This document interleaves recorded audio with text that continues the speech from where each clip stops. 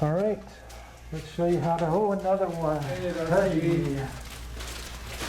Let's do the, my hands are cold.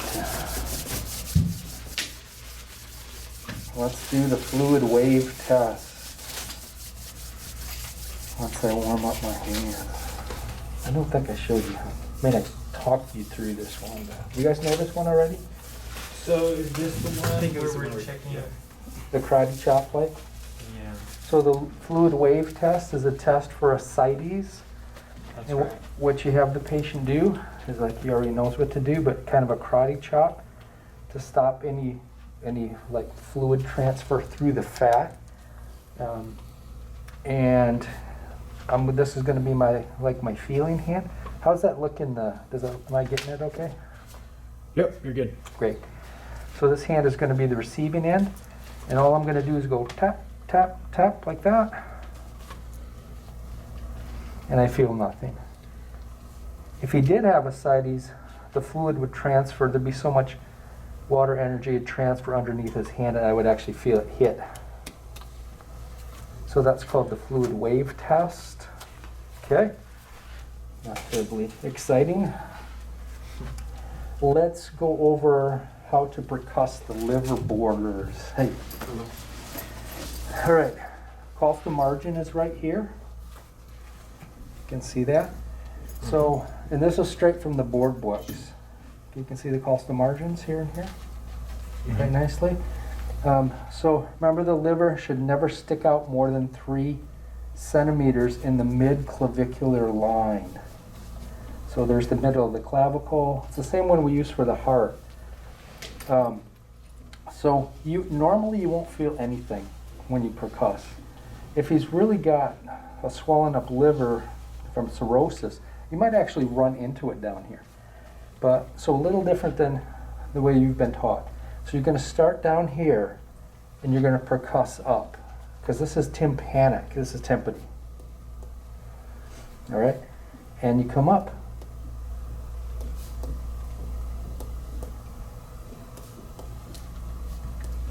See, it's getting dull now because I'm hitting the rib, but that's great. So once dullness hits, you would take your pen. I won't mark you up. You want me to mark you up, or you guys can imagine? I can imagine. Okay, I would take a marker, mark right there. That's the lower border. It also happens to be the costal margin. Now we need to find the upper border. So you're going to come down again in the mid-clavicular line. If he's a female, he has to pull his breast tissue like this. All right, but he's not, so I'm not going to worry about it. So we're going to come down to hit the upper border. So I'm starting up here. Okay, it should be resonant.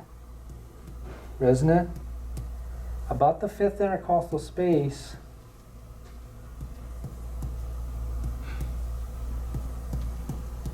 that's where you would mark your line. The sensitivity and specificity is probably in the 60s or 70s, so it's not the greatest. I mean, really, that sounds the same to me. Would you palpate over the hand if it was a female? Was female? Yep. Let's pretend you're female again. So I'd say kind of cup your hand like this and just pull your tissue like that, and then just go right down.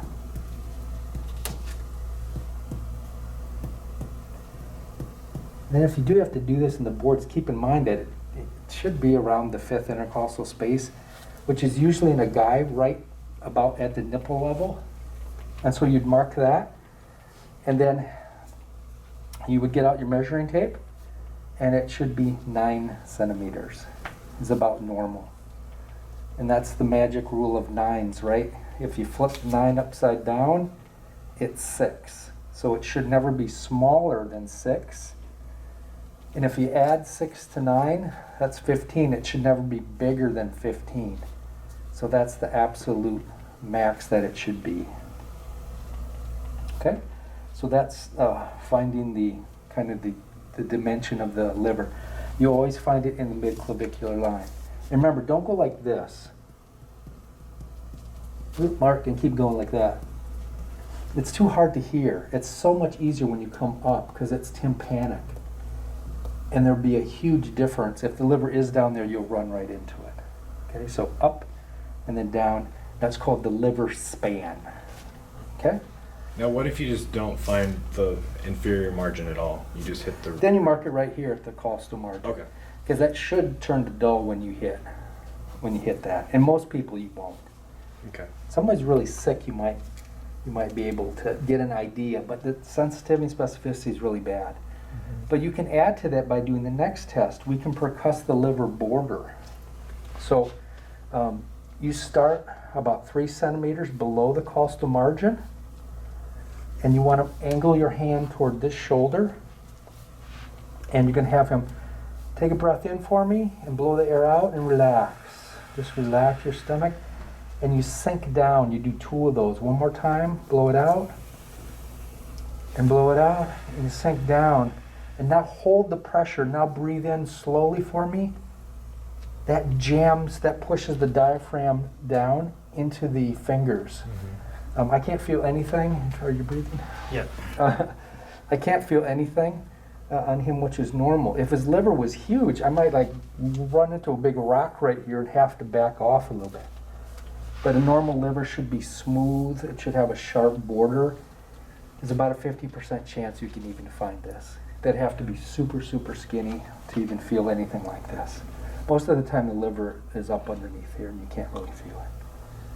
Okay? So you have them breathe out twice while you're pushing down? Yeah. If you have them breathe, when you have them breathe in, it sucks the diaphragm down, and then when you have them breathe out, it goes up. And then you can kind of work your way down as he breathes out. But then you hold it and have it breathe in, and that drops the diaphragm right, and it drives the liver into your fingers. So that's kind of the trick with that one. And it doesn't feel that great. I didn't go that hard on him. There's another way to check the border of the liver. Okay, this is people who've got more, like a little bit heavier, seems to work better. You can take your fingers and just kind of work them over the costal margin. And like he's pretty relaxed, so I can get in there pretty far. But if he was tight, you could have him take a breath in for me, blow it out, and you could slowly kind of work your fingers down and then hold them. Now breathe in for me, and that again drives the liver down, and you have a chance to feel it. So that's another technique for feeling the inferior border of the liver. Of course, we can't palpate the upper border at all. All right, the spleen we could do while we're here the same way. Spleen would be over in this intercostal space. So we could work our fingers down like this. I'll show you yet another way to do it.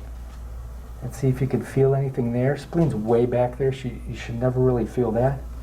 Another way to do this is do the same thing that we did. I like to use the 2-finger approach, probably because my wrist is not the greatest. But another way that you could do it is you could grab the back of his ribs and pull this up, and then kind of push and pull at the same time. Mm-hmm. So that's another option. That's the way Bates actually says to do it. So there's a couple different options. You can do the push-pull, you can do the double hand approach, or you could do this approach. Whichever way you want is legal. Same thing with the spleen. You can use the double approach to push. You can do the push-pull with this as well. But you can't go over there and grab. And they want you to stay on this side. Okay? So that is that one. Let's see, what else did I want to show you? Deep palpation, remember? We're going back and forth like that. The way the board book said to do it, each quadrant. Back and forth. Little light palpation is just about this deep.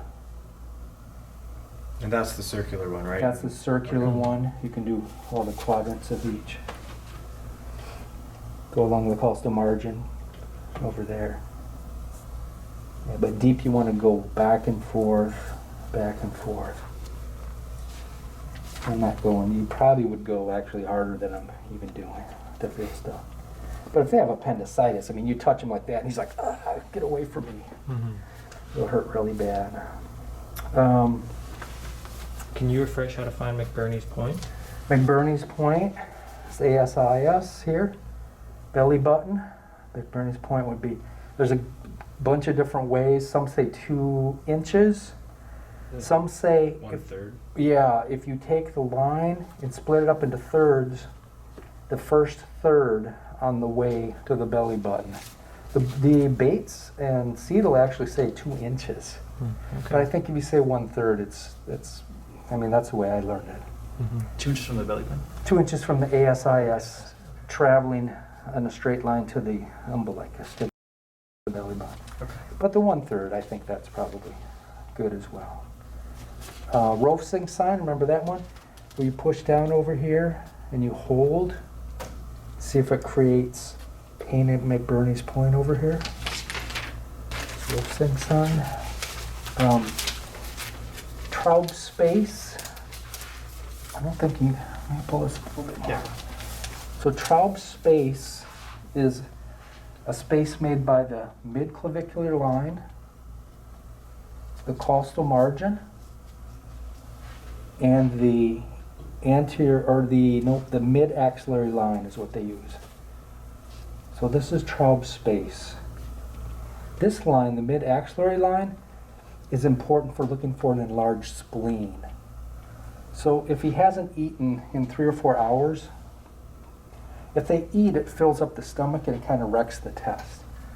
So they have to be pretty hungry. But if they're hungry and the stomach is empty, the fundus sits right under here, and it's different sizes in people. And that should percuss as tympanic or even hypertympanic. And same with over here. So if you percuss down this line of Traube space,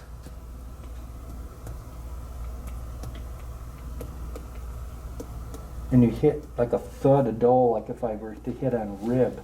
If you hit dullness in this region, it's suggestive of an enlarged spleen.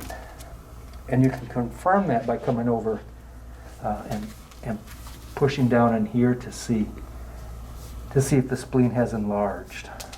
So that's the whole purpose of Traube space. The most important border is here, even though if you percuss down the midclavicular line, it's going to be pretty hollow. But the most important border is over here.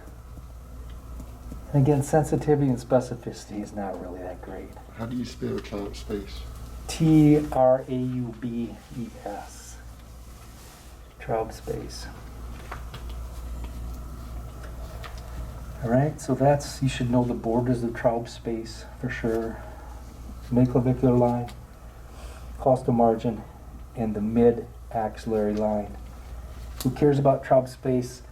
If on an empty stomach, they shouldn't have solid mass in here. It shouldn't hit anything really hard, suggestive of spleen enlargement. Probably the most common is secondary to liver enlargement. So it's not uncommon for you to find an enlarged liver, and because of the beaver dam effect, it blows up the spleen as well. And so you might find a positive Traube space, which is dullness. I think that's actually about it. Unless you guys have questions. Didn't we auscultate for GIGU? Oh, that reminds me too. Yeah, auscultation, you only have to do one area. Okay. That's listening for bowel sounds. If they There's say, like the rule, if you don't find them, you wait. yeah, you have to wait. You listen for clicks and gurgles. Forget, is it 5 to 45 or something like that? I didn't remember. It was a super wide range. Yeah.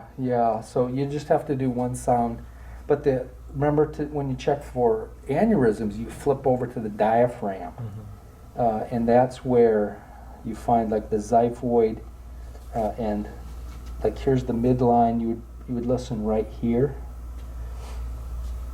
for the abdominal aorta. Actually, I'm going to go down a little bit. Yours is really wide because I have to be able to go out enough to get the renal artery. Would be here in the midclavicular line again. Renal artery here. I'm using the bell. Abdominal aorta would be right here. Common iliac, you go down about a bell length below the belly button. And you go out about in that mid-clavicular line, maybe a hair inside of it. Common iliac. And then femoral would be down here. I'm not gonna, usually don't go down that low, getting it too close to the private parts. And Dr. G, in the book for the femoral artery, it had it crossed out basically. So Yeah. do we do that or not do it? For boards, it might be there. I Okay. didn't do it for my class. Okay. But if you were gonna do it, you could say, could you take this hand and just cover your privates for me? And then you'd find the ASIS, pubic tubercle would be, getting really close. And then again, you could use that third of the rule. If you go this way about a third of the way, femoral and down about a nickel, femoral artery should be right here. That's where you would take the pulse as well. But if I was auscultating, I would auscultate right here. But you really would have to, they'd have to be in a gown and to hear that. But that And we don't want the violent sounds of the blood, right? When we're doing that, so yeah, the whoosh, whoosh, yeah, you don't want whoosh, that. no. Yeah, that's the aneurysm sign, right? Yes, Okay. that's turbulent blood flow. Yeah. Probably from an aneurysm. Or from stenosis really bad, where it's like you got your finger over the hose and it's squirting with the pulsations of systole, it's sprouting out. Okay. Yeah, you don't want to hear that. And remember, you auscultate for a bruit, but you palpate for a thrill. So they're both turbulent blood flow, but a bruit is only an auscultatory sound. If you could feel it, it feels like a purring cat, they say. I've never felt one. That's a But- great description. Yeah, but we all know what a purring cat feels like. But that would be a thrill, not a bruit. And they both indicate turbulent blood flow, probably from an aneurysm. And let's get his aneurysm, or his aneurysm. How to palpate the abdominal aorta. That's always a good one. So the aorta should be just a little bit left of midline, right through here. If you're going to find an aneurysm, it's going to be right here. So you're going to start about 4 inches or so. And then again, take a breath of air in, blow it out, and relax. And just start to sink down. I got it. And that's tiny. And you can probably feel me feeling it. Can you feel it pulsating? Yeah, I can. Yeah. That's wild. Yeah, so that's nice and skinny. You should never be able to feel it. That's why I go about 4 inches. You shouldn't be able to, I shouldn't feel it pulsating over here. I feel nothing. I can feel it on my fingers here. But I shouldn't, if I can feel it like that, that's a big problem. When he goes to the ER, if you feel something like that, that's a really big aneurysm. His is normal. I got it trapped It should right be like between my fingers. less than 2 inches or so, wasn't it? Or maybe I'm making that up. I forget what the diameter is. But it's about 2 inches like this. Yeah. It's considered normal with all the tissue in the way and Okay. stuff. But maybe he'll let you. That's a good one to practice on. And I can't think of anything more. Wasn't it popliteal test? That's CDPP. Okay. We can do that. I think that's next week. But yeah, that's where you go like this, which doesn't really work that good. If you flip them over, we'll do that one next week though. Okay. You flip them over, you can use your thumbs. Yeah, GIGU, there's more stuff to go over because I don't think I made videos on the chest expansion and the diaphragmatic excursion. Those are always a little shaky. Everything else I think I have videos on. And now I'll post this one up on YouTube as well. Thanks to our model here. Any other questions? Not off the top of my head. I'll try to be more prepared next week. I heard you guys got like 20 tests today. Yeah, this is a busy month for us. I think we have 20 exams this month. If I counted right. That's good. Yeah, I feel like And Well, thank you so much. Yeah. You're a great model. Can we practice on each other? Absolutely. All right. Yep, absolutely. You can be doctor.